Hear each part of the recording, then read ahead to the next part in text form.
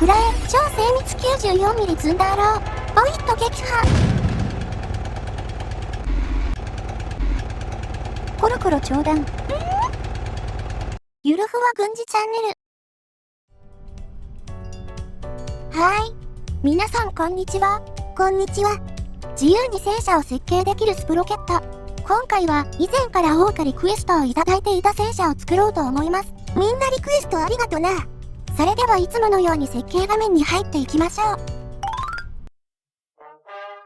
回はどんなの作るん？イギリスが第二次世界大戦中に設計、戦後に完成したトータス重突撃戦車だね。資料を紹介するとこのような戦車です。砲塔がないタイプの戦車やな。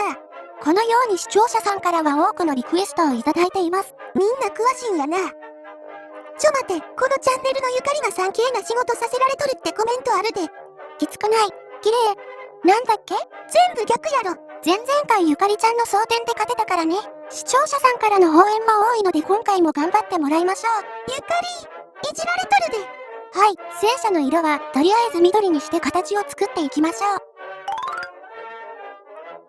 スプロケットでそれっぽい戦車を作る上で大切なのはサイズ感です。前も言っとったな。とりあえず、全体的なサイズ感さえ合っていればなんとかなります。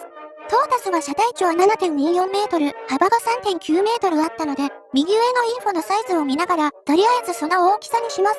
このサイズに合わせて先に履帯を作るんやな。こんな感じに履帯を調整して、あとは車体を細くすれば、履帯と車体のサイズ感は完成ですね。見た目的には似とるな。次に車体を作っていきます。エッジで辺を分割。フェースで面を選択して、エクステンドでもっこりします。引っ張り上げて中央の先頭室を作ります。最初はこんな形からでええんやな。エクステンドで左右の面というか、立体を追加して拡張します。左上のところではここの部分か。先頭室の前面を傾斜させます。今回、実物との傾斜誤差は多分3度程度だと思います。トータスの先頭室は角が取れたような形状なので、同じように作ります。エクステンドで立体を追加、方針がついているところを垂直にします。先頭室、向かって左前方が前に出ていたので、今はこのようにしておきましょう。どんどんトータスみたいになってきたで。天板が7度ほど傾いていたので、傾斜をつけていきますよ。とりあえずこんな感じですね。次はフェンダーを作っていきます。トータスには、フェンダーとよくわからない構造が2つついているので、砲塔パーツを利用して個別に形を作ろうと思います。このように、車体の平らな面に砲塔パーツを仮搭載。幅をこのように合わせて、不要な面をデリート。車体とガッチャンしたら、だから唐突に変な声出すな。もちろんファンサービスですよ。黙って聞いとったけど、車体と別に作る理由は何なん？今まで作ってきて分かったことは、接続しているものと大きく形状や見た目が違うものは、個別に作った方が、早く綺麗に作れることかな。あとは修正したりするのも楽なので、大きく異なるパーツは、車体とは別に作ることをお勧めします。はい、今作っているのはフェンダーの先っちょですね。丸くなっとるな。今までは四角い形状から切り出して作っていたのですが、面を選択してエクステンドで立体を追加。辺を調整しながら作ると楽ですね。下側の頂点はこのようになっているので、マージで一つにして、エッジで傾ければ完成ですね。これは楽に作れそうやな。この作り方を覚えると、外側の丸っこいパーツも簡単に作ることができます。フェースで面を選択、エクステンドで立体を追加して、上下の辺を縮めればええんやな。そう、あとはこれを繰り返せば、丸い形状を簡単に作ることができます。こんな感じですね。この方法で後ろ側も作れば完成です。みんなフェンダーできたで。あと、この軌道輪のところは燃料タンクを埋め込み、丸い模様を作って、中央の穴はペイントでそれっぽい感じにしました。細かいところはペイントでごまかすと時間の短縮になるな。あとは高さですね。トータスは車体の高さが3メートル90センチあったので、右側に同じ高さの立体を置いて調整します。ちょっと低いのはこの部分を作るからか。これもすべて自作しますよ。調整が終わったらスムーズアングルを強めて丸っこい形状にしましょう。トータスみたいになったで。それでは手法を仮搭載します。トータスが運用していたのは 94mm 砲。方針の長さがよくわからなかったのですが、ここではサイズ感を合わせるため全長を5メートルとしました。実際に乗せてみるとこんな感じです。ちょっとと長い気するけどな。そこは戦闘室に馴染ませるといい感じになります。方針の付け根の構造が毎回邪魔になるんか。そういうことですね。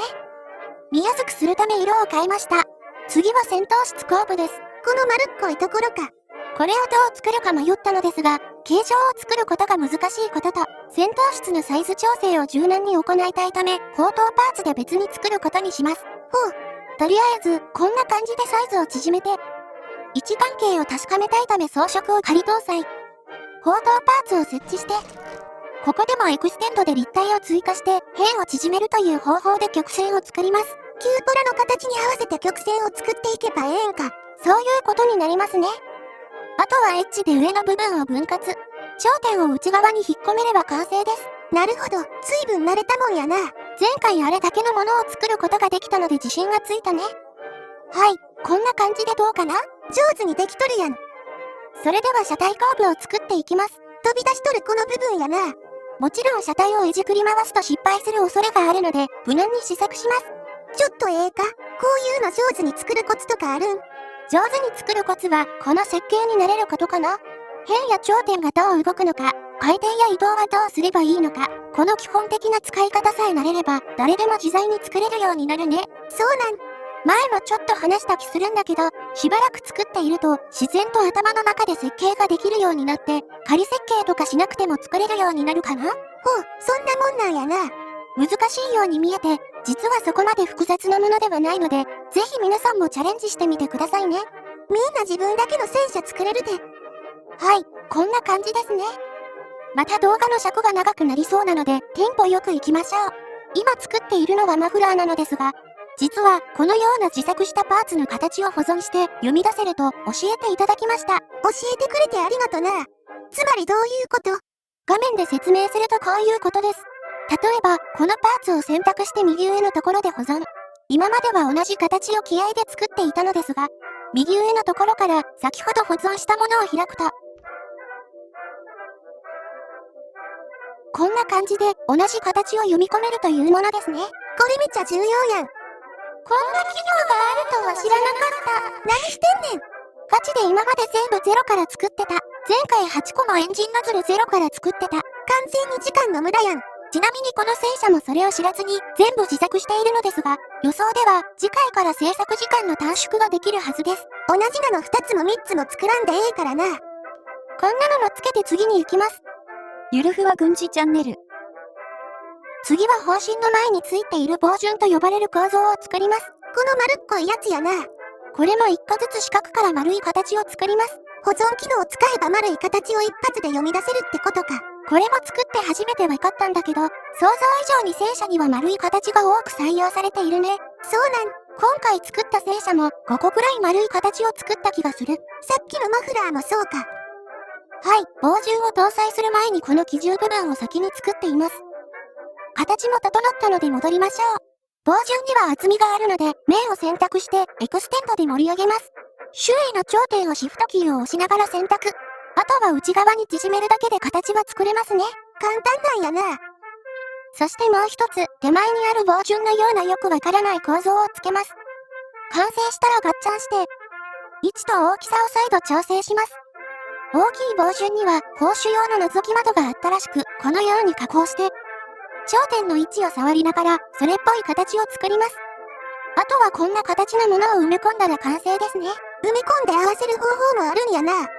ついでに正面の形状をそれっぽく合わせていきましょう。丸みを帯びたこの部分も作りますよ。どんどんトータスっぽくなってきたで。それでは全体的な装飾をつけていきます。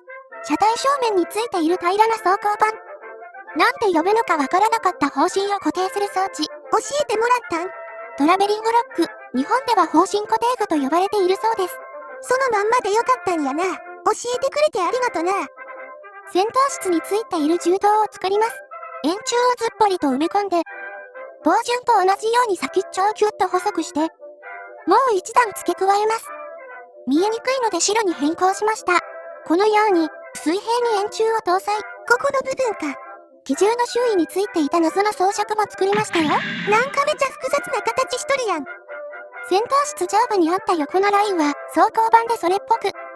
車両後部の構造も装甲板を入れて線をつけていきました。こうやって模様を作るだけでも随分それっぽくなるな。戦闘室上部のいやらしい網網。なんやて？微妙に幅が足らず、装甲板を2枚重ねで50枚ほど入れました。多すぎやろ。あとは、妙に癖になるリベットを入れ入れして、誘導輪のところにもリベットを入れ入れ、こんな感じに並べて、サイドスカートを止める金具を表現しましょう。少しだけ頭見えとる感じでええんか。薄くしか見えないものは、あまりがっつり見えていない方がいいね。後ろ側もちゃんとリベットを打ち込んで、サイドスカートを固定する金具のようなものも作っておきましょう。あとは、銃刀のようなところに機銃をつければ完成です。みんなついに完成したで。ポイント。完成したんじゃなかったんか。ポイント。だからって何や。みんな大好きなその配管を搭載。この狭いスペースにどうやってタンク、フィルター、排出口を搭載するのか小1時間悩みました。それで悩んでるのは地球上でずんこだけや。やはりここは以前実績がある何度か方式。ダイレクト吸引方式やろ。そう、タンクから吸い出すダイレクト吸引方式を採用。しゃあないのでフィルターも搭載しておきましょう。だからそのガチューンは何や。この謎の配管は数十個設計してきた身として、いかにスタイリッシュに排出するか、それが求められます。なんやて？横もいいですがやっぱり上ですよね。2つだけだと色々と不安なので、4つ搭載しておきましょう。これ何個つけるんや。あとは配管を接続すれば完成ですね。今回も上手に作れてすんちゃん嬉しい。それはよかったな。それでは完成した車両を見ていきましょう。重量は78トン。実物のトータスが79トンだったので、偶然ですが近い重量になりました。珍しいな。走行は後から詳しく見ていきましょう。主砲は、高身長基準で 52.6 口径 94mm 砲を搭載。最高速度は実物のトータスと合わせた時速 20km に設定しました。めっちゃ遅いな。制作時間は8時間30分ですね。見た目の割に随分かかったやん。ぜひ参考にしてくださいね。走行についてはこのようになっています。正面のところの 55mm は傾斜しているので、真正面からの走行圧は 190mm 前後となっていますね。十分やな。人とのサイズ比較はこのようになります。現実的な大きさの戦車やな。それではお待たせしました。今週の謎の配管のお時間です。皆さんこれネタでやってるだけですからね。戦闘室後部に搭載された大容量タンク。反対側には緊急時の予備タンクが搭載されています。100% 使わんやろ。やたら上部に設置されたタンクからタービンポンプでススッと吸い出され、おいこれどこを突っ込めばええんや。中央のそこそこ高性能なフィルターに流し込まれます。そこで適度にきれいされ、そこそことか適度とかなんや。ポンコツかこれ。あとは4つあるどれかから勢いよく空中散布ですね。これ毎回空中散布や。なんや。おっとここで謎のトレーニング発生。ゆかりちゃんの装填速度が1上昇するステータス効果を獲得しました。やったね。何がやったら焼きでも狂ったか。配管にカメラ近づけるな。ちなみに今回搭載したフィルターは M サイズです。何？他には性能が著しく落ちる S サイズ。それもついとらんのと一緒や。コスパに優れる L サイズ。そしてガミヤしか購入しない XL サイズとなっています。ずんちゃんどれにしようか迷っちゃう。皆さんこれ本当にネタでやってるだけですからね。お掃除が大変そうなので、ここは M サイズにしておきましょう。これ誰がするんや。それでは、お掃除とメンテも担当するゆかりちゃんを呼んで戦闘をしていきます。皆さんこんにちは。今回も私は砲手やるから、ゆかりちゃんは装填手と状況報告。あかねちゃんはドライバーね。また装填者か。では戦闘開始。ゆるふわち兵器チャンネル。はい、いつもの戦場にやってきました。今回は車重が軽いので味方1両と一緒に戦っていきます。重さで増減するんやったな。あかねちゃん発進。みんな行くで。なるほど、言っとったように速度はめっちゃ遅い感じや。実際の戦車も最高速度は 20km となっていたので、このようなドジャーだともうちょっと遅かったかもしれないね。今回搭載したのは15リッター V12 エンジン。途中で紹介しましたが、20km 以上の速度が出ないように、ギア比とエンジンで調整しました。さすがに50キロとか出てまうのもおかしいからな。再現シリーズの戦車は現実的な速度がええな。それでは敵さんが出てくるまでカット。あかねちゃん、そこの丘の上で停止。了解。敵戦車死人。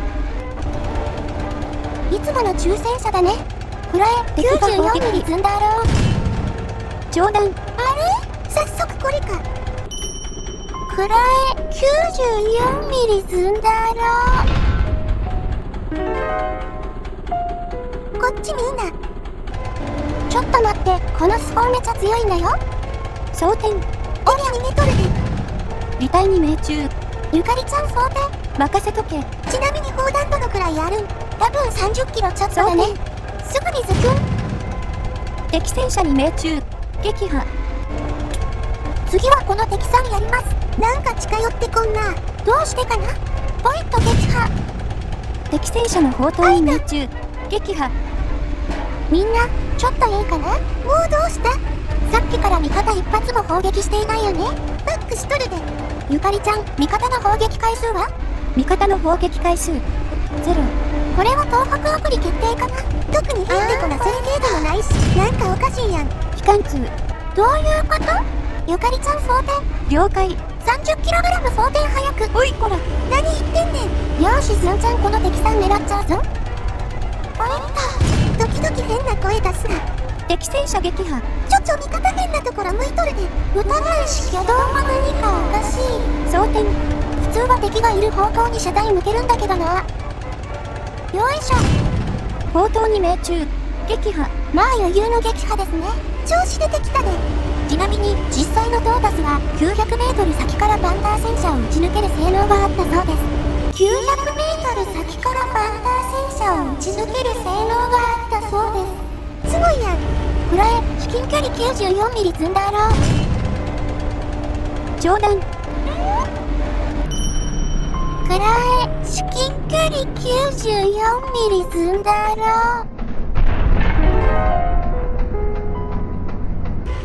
今のは天板に当たって弾いてたね。もっとしっかり狙え。敵さんが地下方向転換。あれどうしちゃったのかな。やだ、もしかしてゆかりちゃん汗かいてるのバレちゃった？おいその口閉じとけ。何言ってんねん。くらえ、ゆかりちゃんのヌルヌルで汗がついた95ミリ砲。おいこら。あら、そんなに炎上しちゃって、もしかしてゆかりちゃんのファンだったのかな。次は見逃してやろう。まあ全部ぶちのめしますけどね。鬼が正面に敵戦車。こんな勢いよく出てきちゃって。ポイント。ちょっと待って、今変なこと起こった。地面に砲弾落ちてたな。敵さんまた逃走。あら、これはお尻に積んだろうかな。よいしょ。なかなかいい声でしたね。これ断末魔や。敵の第一波全滅。それではサクッと抽選車線やっていきますよ。はい、第2波は違う試合映像ですね。ようわからんけどやられまくったで。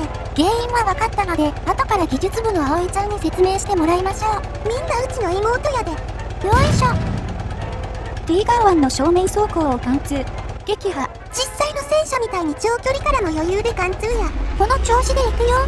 フラエ超精密94ミリ積んだろう。ポイント撃破。コロコロ長弾。ポイント撃破。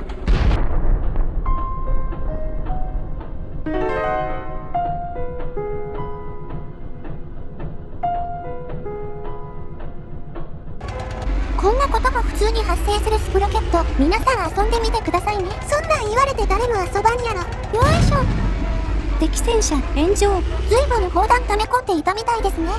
次はこっちの視聴者さんやります。視聴者さんいじりやめる。ポイント。視聴者さん炎上。ゆっくりみたいに炎上しないようにしてくださいね。先に炎上するのはこのチャンネルや。敵さん残り2両。丘の向こうに敵戦車。この距離だと余裕ですね。ズクッ。敵戦車炎上。残り1両。ちょっと探し回って敵さんを発見しました。そこにちょこっと見えとるやつやな。距離約400メートル。面倒なのでここからやります。天板上部を通過。ちょっと下や。ゆかりちゃん装填。了解。こんなくらいかな。よいしょ。機関通。ゆかりちゃん装填。了解。ポイント。これダメや。装填まだ？今撃ったばかりだろ。30kg 装填。おい。次で仕留めます。くらえ、ゆかりちゃんのドルドルで汗がついた砲弾。今なんて言ってたの？2発目。敵戦車炎上確認。やりました。ズンちゃんチーム大勝利です。それではこの戦車の反省会やります。ゆるふわ軍事チャンネル。はい、戻ってきました。実は今回なかなか勝利することができず大変苦労しました。20回とかやっとったな。その中でも勝てたのが先ほどの映像なのですが、何が原因なのか分かったので技術部の葵ちゃんに説明してもらいましょう。皆さんはじめましてかな。葵です。あかねちゃんの双子なんですが、可愛い子ちゃんぶってるいわゆるコピペ。そこなんか言ったか？皆さん今のが貴重な地声です。はい、紹介はこのくらいにして何が原因だったのか見ていきましょう。まず今回作った戦車、装甲圧は十分で、先ほどのシナリオに出てくる第二次世界大戦中期頃の戦車に抜かれるようなものではありませんね。ガッテンガッテン、何言ってんねん。試合ログを見ると、社長とドライバーが特にやられやすいことに気づきました。せやな。二人ともちょっと黙って。そこで、つんこちゃんが乗せたこのフィルター。これはキューポラで作ったもので、画面上はここに社長が乗っていると表示されていますね。この何も装甲で守られていないキューポラに、敵の砲弾がぶつかって、社長が気絶しているのではないかと仮定しました。では実際に試してみましょう。これ XL サイズや。このようにキューポラには当たり判定がありません。あ、そうなんか。だから、ゆかりちゃん外付けにした時も大丈夫って私言ってたよね。言ってない言ってない。くさ、何笑てんねん。つまりこの乗員配置は何も問題ないということになります。走行、乗員配置も問題はない。異常といえばゆかりちゃんの尋常謝罪やね。実質20試合以上も装填してたからな。となるとやはり原因はもっと根本的なところにある。実際の試合画面を見ていきます。攻撃しているのは第1波の中戦車です。見てもわかるように敵砲弾が貫通しています。画面が赤くなると貫通のようです。撃破されました。敵砲弾が貫通していたのはこの部分です。170mm の装甲に傾斜が入ると 230mm かそれ以上になります。こんな装甲圧でも抜いてくるん？抜いてきますね。例えばこの試合の相手戦車は特通ですが、貫通してダメージが増えていることがわかります。ほんまや。結論としては、今まで作ってきた複雑な戦車も、構造が問題になっているのではなく、単純に装甲圧が足らなかっただけということになりそうです。ようわかったわ。装甲圧を増して、さらに傾斜させる必要のあるということだね。はい。今回は、このトータス重突撃戦車で遊んでみました。ぜひ皆さんも作ってみてくださいね。このチャンネルでは軍事に関する興味深い内容からゲーム実況を多く投稿しています。初めて動画を見られる方、すでに見られている方も、ぜひチャンネル登録をしていただけると嬉しいです。では、次回の動画でお会いしましょう。またね。またな。